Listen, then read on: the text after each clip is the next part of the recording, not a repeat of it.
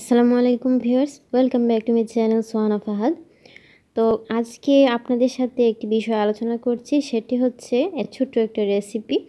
Corona ভাইরাসকালীন এই সময়ে সবার ঘরে ঘরেই দেখা যাচ্ছে জ্বর, সর্দি এবং কাশির একটা প্রকোপ রয়ে গেছে।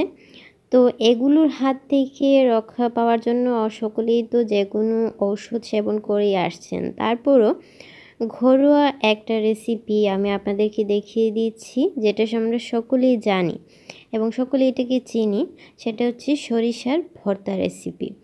তো এটা তৈরি করে খেলে জ্বর, সর্দি, কাশি থেকে অনেকাংশেই কিন্তু আরাম পাওয়া যায়, অনেকটাই কমে আসে। এই সরিষার ভর্তার অনেক গুণাগুণ রয়েছে। এটা তৈরির জন্য প্রথমে যেটা করতে হবে সেটা হচ্ছে সরিষা খুব ভালোভাবে ধুয়ে নিতে হবে। আমি এখানে সরিষাগুলোকে খুব ভালোভাবে ধুয়ে নিয়েছি। এখন এটাকে আপনি ব্লেন্ডার করতে পারেন অথবা শিলপাটায় বেটে নিতে পারেন। তারপর আমি পেঁয়াজ, কাঁচামরিচ এবং ধনেপাতা কুচি কেটে নিয়েছি। অল্প কিছু আইটেমের এখানে প্রয়োজন, খুব বেশি কিছু প্রয়োজন না। সরিষা বাটা হয়ে গেছে। এখন পেঁয়াজ, কাঁচামরিচ, ধনেপাতা আমি সরিষা বাটার সাথে মিক্সড করে নিলাম।